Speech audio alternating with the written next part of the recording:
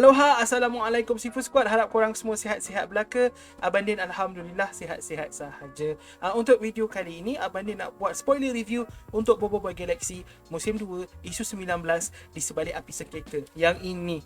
Okay, so ya, abang dah baca ni dan abang dah buat pun non-spoiler review tempoh hari. Jadi kalau korang nak tengok non-spoiler review sebab korang belum baca, boleh tengok dekat sini.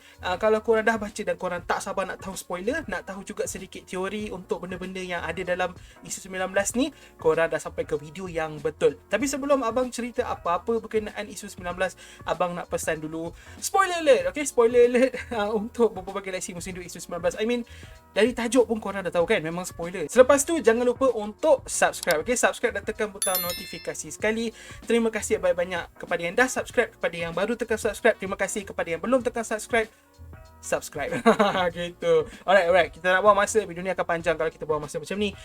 Jom kita cerita satu persatu tentang benda yang berasa menarik dalam Bobo Boy Galaxy musim 2 isu 19 di sebalik api sengketa. Okey, benda pertama sekali, pada muka surat 6 kita nampak Pak Pato tegur Dr. Roka dengan Feng yang baru je sampai ke kampung ais batu api. Okey, so Pak Pato cakap, korang dah sampai, macam tu lah dia tegur dan buatkan Feng macam, marah dia sebab Feng cakap kenapa bagi jalan yang salah, jalan yang ada medan perang. Lepas tu dia cakap macam, korang minta jalan yang paling cepat, korang tak cakap jalan yang paling selamat. So macam benda tu nampak macam kelakar, macam tak ada apa-apa. Tapi untuk abang, benda tu bermaksud Pak Pato ni bukan orang yang baik lah. Kalau dia baik, dia bagi tahu, jalan paling dekat jalan ni tapi bahaya, jalan yang tak berapa dekat lebih selamat.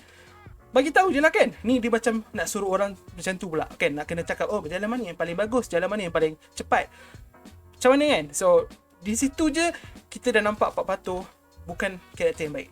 Abang tak tahu kenapa abang betul-betul obses dengan Pak Pato sebagai orang jahat. Tapi guys, abang memang nak buat satu video khas, video teori khas untuk Pak Pato. So pastikan korang subscribe ke channel abang sebab abang memang akan upload video tu mungkin dalam 2, 3, 4 hari lagi. So pastikan korang subscribe. Video teori khas untuk Pak Pato akan tiba tak lama lagi. Kita sambung muka surat 9. Okay, muka surat 9 ni lawak je abang tulis kat sini. Rota Roka tak suka shipping. Rota Roka nampak Rokia and then dia macam dia lari. Apa tu kat sini, Dr. Roka tak suka shipping. Lepas tu gelap. Muka surat 10, kita tengok lagi sekali muka Pak Pato, dan kali ni Pak Pato buat macam muka macam dia tengah jeling pergerakan Rota Roka dengan Feng yang buatkan abang lebih sas kepada dia. Tapi abang tak nak cerita banyak pasal Pak Pato sekarang sebab abang memang nak buat video berkenaan dia. Okay, so kita akan move on. Tak. Sebelum kita move on, just nak cakap semua teori abang berkenaan Rota Roka, Tok Taroka tu semua yang Rota Roka ada misi lah apa tu, itu semua abang rasa salah kot. Okay, berdasarkan apa yang abang kita dah baca isu 19 ni, teori abang kena Tok Taroka jahat lah, Rota Roka lah apa tu yang kena bagi planet bukannya, itu semua bukan macam memang dah salah. So jangan dengar lagi. Okay, kalau kau nak tengok video tu boleh, tapi jangan dengar lagi, itu dah salah. Alright, muka surat 14 kita dapat pelajari sesuatu tentang planet Baraju. Planet Baraju dekat bahagian yang tak ada matahari tu ada 3 bulan, dan nama bulan tu adalah, apa kena baca kat sini, Kaka, Kiki dan Koko. Okay, so very nice. Kaka, Kiki dan Koko juga adalah nama harimau Mas Mawais. Pada muka surat 15 kita dapat penerangan yang Mas Mawais ni dan Kaka, Kiki dan Koko, okay, harimau pula bukan bulan, harimau tu dah tumpas di tangan Retaka. So Mas Mawais ada 3 harimau, Kaka, Kiki, Koko, semuanya tumpas oleh kerana Retaka. Okay, ini yang mereka bagi tahu pada muka surat 15. Kemudian pada muka surat 16 kita dapat tengok Mas Mawais punya macam statue lah. Okay, memang lawa gila. Abang masa tengok muka surat 16 first time macam very interesting. And then lebih interesting lagi, pada muka surat 16 kita diberitahu nama Bobo Boy Ais tahap ketiga, iaitu Bobo Boy namanya Blizzard lah. So Elemental Blizzard.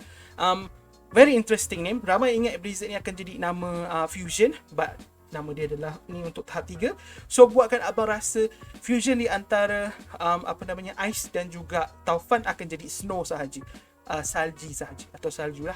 Okay, Bobo Boy salji, Bobo Boy salju, itu adalah fusionnya. Paling sebab snowstorm ataupun blizzard ni dah jadi tahap ketiga untuk ais. Okay, kita tak tahu, tapi itu teori abang lah buat masa ni. Kita move on lagi. Lepas tu pada muka surat 18 hingga 21, muka surat 18 hingga 21 ni ceritakan flashback macam mana Retaka dan Pyrapi kalah. Retaka mengalahkan Pyrapi dan Mas Mawais. Tapi dari segi dari mata pandangan kedua-dua belah pihak lah. Kalau korang tengok kat sini, ada gambar dia yang macam, ada yang dia punya logo, dialog dia warna biru. Itu daripada apa yang Puak Salju tahu, dan yang warna merah apa yang Puak Bara tahu. So, cerita dia masuk akal, tapi pada masa yang sama diorang salahkan satu sama lain lah. Diorang tak cerita dia betul lah, yang banyaknya betul, tapi diorang salahkan satu sama lain. Muka surat ni memang ada art style yang paling gempak, paling cantik. Abang dah tengok, abang dah cakap straight dekat Norel, salah seorang pelukis komik. Abang memang suka. Terima kasih sebab lukis ni memang wonderful. Seriously. Ya. Yeah. Lepas tu muka surat 22, okay, kita dapat diorang punya macam kenapa diorang salahkan satu sama lain lah. Okay, kat sini abang tulis Puak Salju, okay, salahkan Laksamana Panglima Pairapi sebabnya Panglima Pairapi mengkhianati Mas Mawis. Diorang rasa Mas Mawis dikhianati oleh Panglima Pairapi. Lepas tu Bara pula menyalahkan Mas Mawis sebab katanya Mas Mawis dia mengejar gelaran terunggul yang buatkan dia pentingkan diri dia lah. Dia khianati sebab dia nak pentingkan diri dia. Dia nak menang. Dia nak lawan dengan retakan dan dia nak kalahkan retakan supaya dia dapat gelaran sebagai the best warrior on the planet or something like that lah. Okay. Basically dua-dua rasa saling mengkhianati. Okay, tapi kita tahu abang tak rasa macam tu. Abang rasa memang diorang just kalah dekat tangan Mas Mawais. Tak ada siapa mengkhianati siapa. Mungkin mereka berdua adalah kawan. Kenapa? Kita akan bincang kejap lagi. Pada muka surat 23, kita dapat jawapan tentang gambar Panglima Pairapi dan juga Tok Taroka.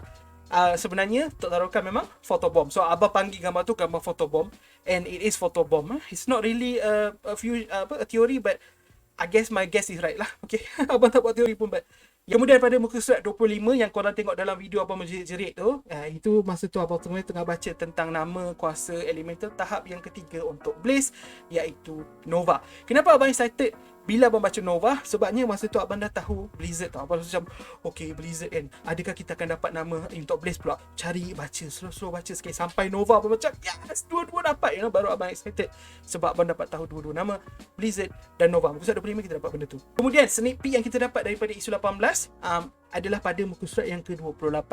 Okey, muka surat 28 isu ni sebenarnya adalah sneak peek untuk isu 18 lah, yang buatkan kita sedikit confused lah. Dan there you go. Itu je apa boleh cakap berkenaan sneak peek. Very nice, I guess. Kemudian pada muka surat 29 kita perasan yang Ying perasan yang Bobo Boy Blaze panggil Yaya Mimi. Okay, so Ying sahaja yang perasan buat masa ni. Yang mungkin Ying dah tahulah yang Bobo Boy akan start dia punya masalah melupakan tu. Buat masa ni Bobo Boy masih ingat dia siapa, which is very nice lah, sebab diorang dah terpisah satu malam. Okay, masih okay lagi, macam tak ada apa-apa. Tapi Bobo Boy dah start menunjukkan yang Bobo Boy dah start lupa balik.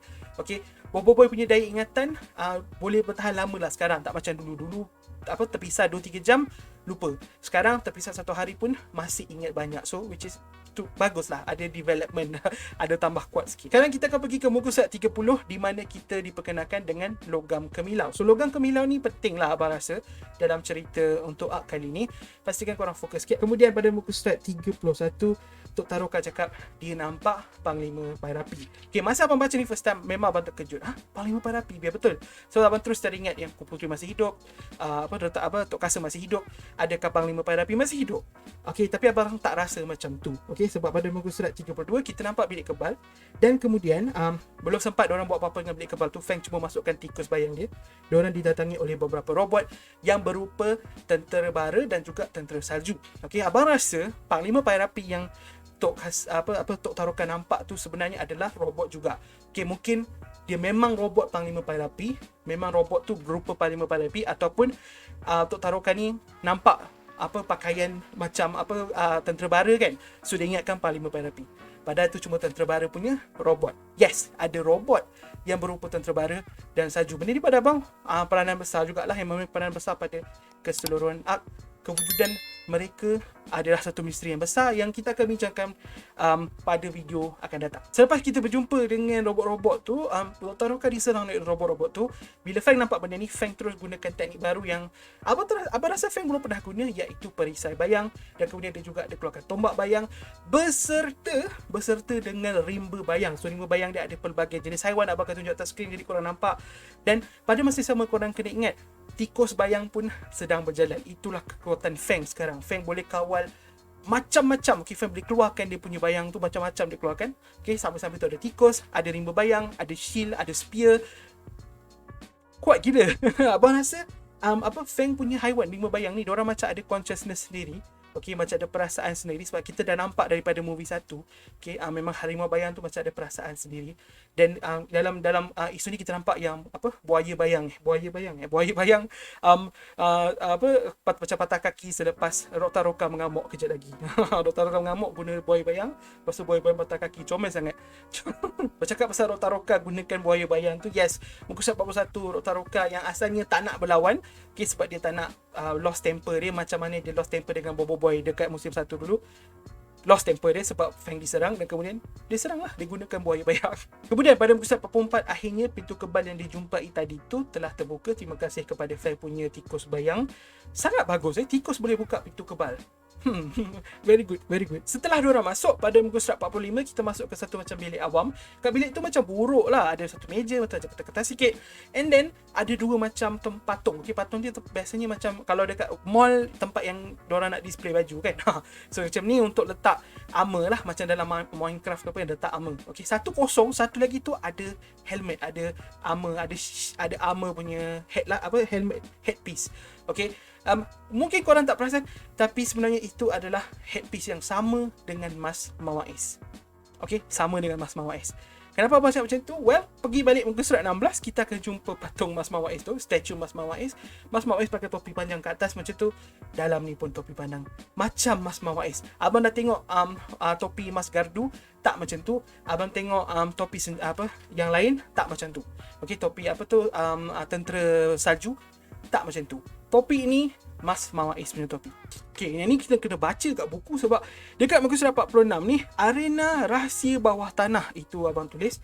Okay, so arena rahsia bawah tanah ni dipenuhi dengan logam kemilau yang telah dicabut daripada gua-gua, dan kemudian ada robot-robot yang belum diguna, ada dekat atas dinding, dekat dinding apa dia letak, dan kemudian ada peralatan perombongan macam ada gerudi besar-besar. Okey, dalam benda tu. Okey, dan itu yang kita nampak. Lepas tu ada 3 benda yang mungkin macam yang pada abang lebih penting, detail yang mungkin kita boleh bincangkan, iaitu berkenaan dengan satu bilik yang lampunya terbuka. Okay, so kalau korang tengok gambar ni, okay, dia ada, diorang masuk daripada pintu yang atas ni. So kat bawah tu ada, kat belah kiri dan kanan ada satu pintu dan satu pintu. Pintu belah kiri gelap, pintu belah kanan ada cahaya. So ada apa pintu belah kanan tu? So mungkin melambangkan kat situ pernah ada orang, ataupun memang tengah ada orang. Abang rasa pernah ada orang lah. Okay, lampu terbuka macam office someone ke apa kan. And then lepas tu kita tengok dekat atas lantai, benda yang paling penting sekali, kita nampak gabungan elemen api dan elemen ais, tapi bukan Frostfire. Okay, korang tengok logo Frostfire dengan logo ni memang sangat berbeza. Apa pandangan abang untuk logo ni? Ini adalah logo Baraju. Okay, itu teori abang. Ini adalah logo Baraju. Hai, abang tengah edit. Abang nak tambah sikit, nak cakap sikit berkenaan dengan tempat ni, gua ni. Kan tadi abang cakap kita ada jumpa macam helmet Mas Mawaiz, lepas tu ada dua patung kan, ada dua mannequin tu. So apa yang abang cuba sampaikan sebenarnya, abang rasa tempat ini adalah basically tempat tersembunyi di mana Mas Mawaiz dan juga Panglima Pairapi berjumpa, dan mungkin ini adalah tempat di mana mereka plan untuk try satukan kedua-dua planet ni. Namun gagal sebab retakan datang dan plan mereka terhentilah. So sekarang ni mungkin lepas ni Bobo Boy dan rakan-rakan akan cuba dapatkan jalankan semula plan ni dan satukan kedua-duanya. Sebab itulah kita ada logo api dan ais tu. Ini melambangkan logo ini melambangkan yang mereka nak bersatu lah tu. Okey, mungkin ini bukan Mas Mawaiz dengan Panglima Pairapi yang mulakan. Mungkin ini sebelum-sebelum tu lagi, ramai lagi ketua-ketua yang sebelum tu. Panglima Pairapi dengan Mas Mawaiz ni macam orang yang terakhir lah, sebab masa mereka tengah jadi ketua, okay, mereka tengah jadi sama-sama ketua, dua-dua kalah di tangan retakan. So terhentilah plan mereka untuk satukan planet ni. Okay, tu yang abang nak cakap. Panglima Pairapi dengan Mas Mawaiz ni dekat sini pada pandangan abang, at least diorang bukan lawan. Okay, diorang mungkin rival, tapi pada masa yang sama diorang ada cita-cita yang sama untuk satukan planet Baraju. Daripada macam apa yang kita tengok sekarang. Okay, itu yang abang cuba sampaikan. Tapi semalam abang masa buat video abang tak cakap. Okay, alright. Okay, jom sambung balik ke video. Kumpulan ni macam dah tak aktif ataupun dah tak ada. Okay, kenapa abang cakap kumpulan ni dah tak aktif ataupun dah tak ada? Sebab sekarang dekat dalam tempat ni dipenuhi dengan benda-benda apa yang macam itulah, batu kemilau, logam kemilau, lepas tu barang-barang untuk ambil logam kemilau dan juga robot-robot tu. So sekarang tempat ni digunakan oleh orang yang buat robot-robot tu, orang jahat lah. So kumpulan yang asalnya nak menyatukan Baraju ni dah tak ada oleh kerana perang dan sebagainya lah. Abang rasa macam tu. Itu teori abang. Dan kemudian pada muka surat 47 kita nampak yang Tok Taroka excited bila dia nampak satu batu bersurat. So batu bersurat tu mesti ada something, ada gambar ke apa. Abang tak tahulah gambar apa, tapi Tok Taroka nampak benda tu dan dia macam wah, tak sangka tempat ni wujud, dan dia macam excited sangat bila dia tengok batu bersurat tu. Apa yang ada atas batu bersurat tu mungkin satu yang nanti kita akan tahu, mungkin isu 20, isu 21, tak pasti bila. Tapi abang rasa kita akan dapat, dan abang memang tak sabar nak tahu apa atas batu bersurat tu. Abang rasa batu bersurat tu menunjukkan persahabatan, menunjukkan pertalian di antara Mas Mawar Ais dengan Panglima Pairapi, ataupun just macam perjanjian mereka berdua untuk menyatukan kedua-dua bahagian planet ni. Tapi yelah, sebab dah tak ada, dah tak boleh buat. Tapi ini macam satu perjanjian zaman dulu-dulu ke apakah, kita pun tak tahulah. Tapi something lah, benda yang sangat-sangat penting untuk planet Baraju keseluruhannya. Kemudian pada muka surat terakhir kita ada nampak yang satu robot jahat yang tadi Feng lawan tu masih selamat lagi, dan robot jahat tu sekarang telah keluar daripada gua yang mereka ada kat dalam gua tu kan. Dia keluar daripada situ mungkin untuk beritahu kepada tuan dia. Okay, abang akan buat teori lebih berkenaan dengan benda ni semua dekat video yang akan datang yang abang cakap tadi. So korang nantikan teori tu. Sebelum abang tamatkan video, ini adalah sneak peek untuk isu yang ke-20. Abang akan buat video khas esok insyaAllah, teori untuk isu yang ke-20.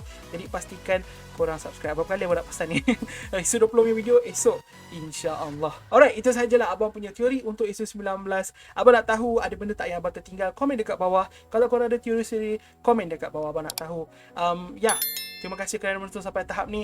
Terima kasih kepada semua members yang sudi jadi members ke channel Sifudin. Kita jumpa di video akan datang insyaAllah. Assalamualaikum. Bye bye.